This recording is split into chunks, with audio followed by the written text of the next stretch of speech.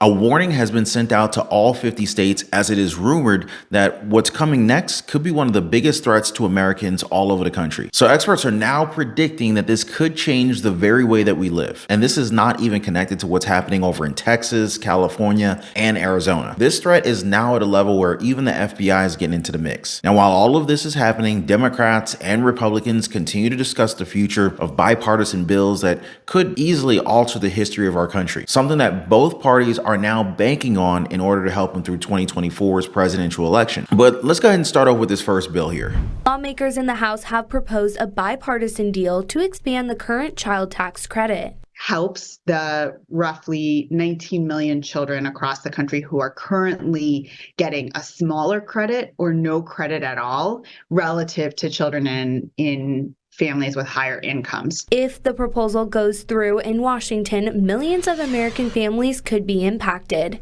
To giving each child an equal-sized credit, it's really families with low and moderate incomes. Co-president of Ashrock Financial in Tyler says not all families will be eligible. With the child tax credit expansion, there is a minimum threshold that has to be met of $2,500 to even get a child tax credit. So that's going to be based on your tax bracket. So as naturally as you make more money, then you qualify for more of the child tax credit. Now, before I even get into that, I just want to take a second and thank you guys for always dropping a quick like for the video. Thank you for sharing these videos and thank you for subscribing to the channel.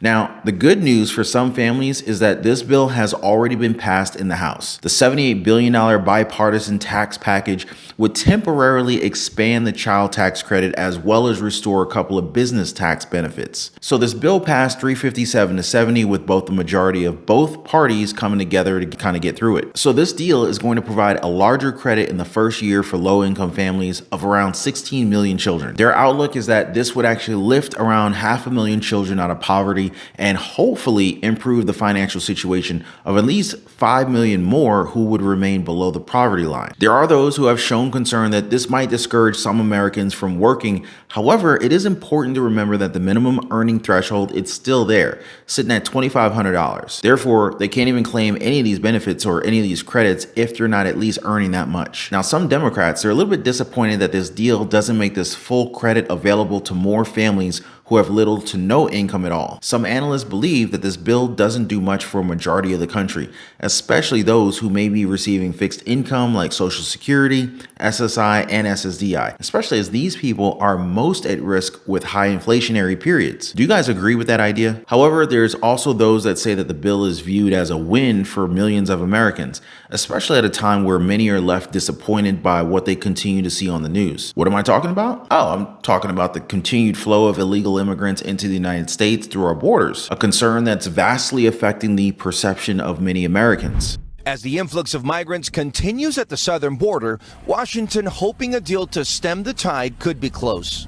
If that bill were the law today, I'd shut down the border right now and fix it quickly. President Biden and lawmakers working on a bipartisan deal to expand the president's authority at the border. Lawmakers hopeful it can pass. We do have a bipartisan deal. We're finishing the text right now. This despite former President Trump opposing the deal. I'd rather have no bill than a bad bill. A bad bill you can't have.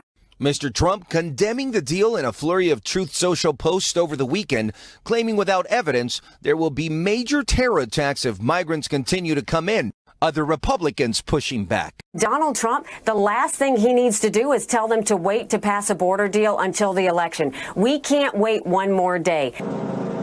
And it comes as Republican Texas Governor Greg Abbott is in a standoff with the federal government, denying federal agents access to an area in Eagle Pass that's been the epicenter of the migrant surge.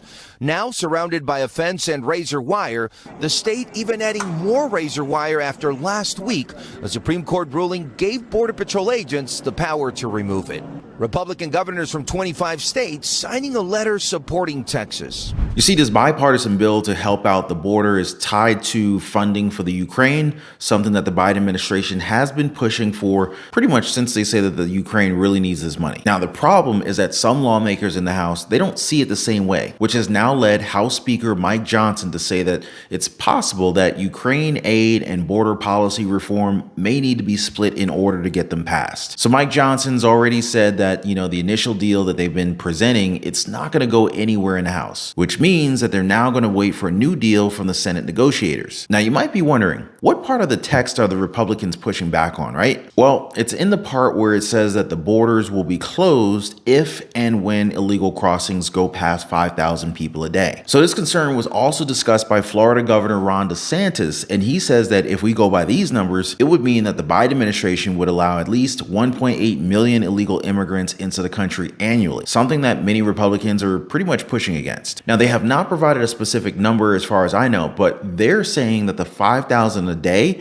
it's way too high and it's got to be regulated. Do you guys agree with them? Now, some experts are also saying here that it's unfair for the American people, especially states that are now being directly affected by the crisis at the border, for funding for the Ukraine to be held at the same urgency as the protection of our country. Because, as you guys all know, we're seeing many different people coming through the borders, many of them military-aged men, and are coming from countries like Guatemala, Turkey, Venezuela, and even China. And since we've already talked about it, the FBI is again warning the entire nation about the possibility of a cyber attack that could affect all 50 states. Now, the problem with these warnings is that they most times just become predictions, meaning that these are things that are probably going to be happening soon. So here's what the FBI told Congress regarding these hackers. The CCP's dangerous actions, China's multi-pronged assault on our national and economic security, make it the defining threat of our generation. Now, when I described the CCP as a threat to American safety a moment ago, I meant that quite literally. There has been far too little public focus on the fact that PRC hackers are targeting our critical infrastructure, our water treatment plants, our electrical grid, our oil and natural gas pipelines, our transportation systems, and the risk that poses to every American requires our attention now.